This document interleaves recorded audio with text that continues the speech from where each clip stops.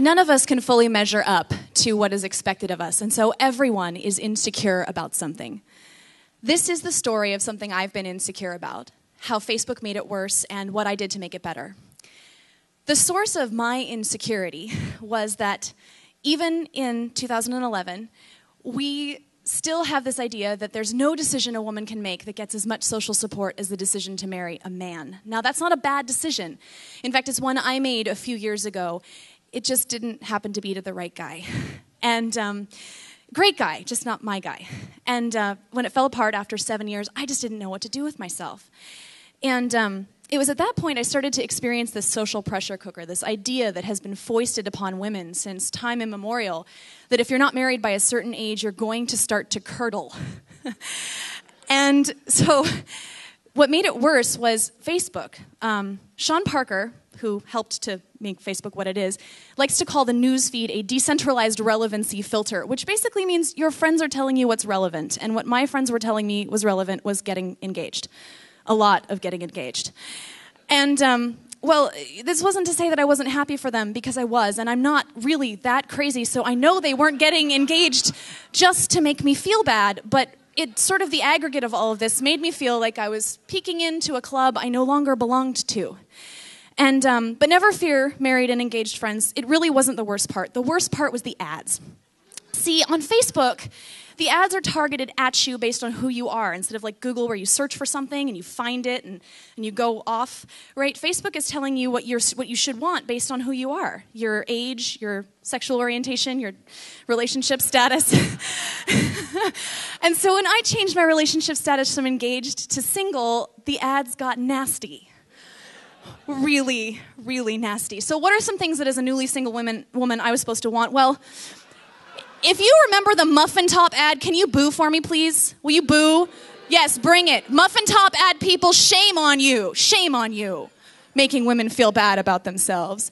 What else was I supposed to want? I was supposed to want to date, right? Because I had to go get another guy. Stat, oh my God. Wait, you want me to go and meet total strangers and make small talk? I haven't been on a date with someone I don't know in 7 years. You gotta be crazy. And I'm not damaged enough as it is, right? And then, of course, there's just the ads that tell you that you're totally messed up and no one's ever going to love you. And oh, my God, all the mistakes I'm making, I'm too clingy. No, wait, I'm too independent. No, wait, I don't make enough compromises in relationships. Oh, no, crap, I make too many compromises in relationships and I'm never going to spend $40,000 on a wedding. Ah! You know the funny thing about these wedding ads? They target them to single women, too, because, ladies, they're priming the pump with our lives.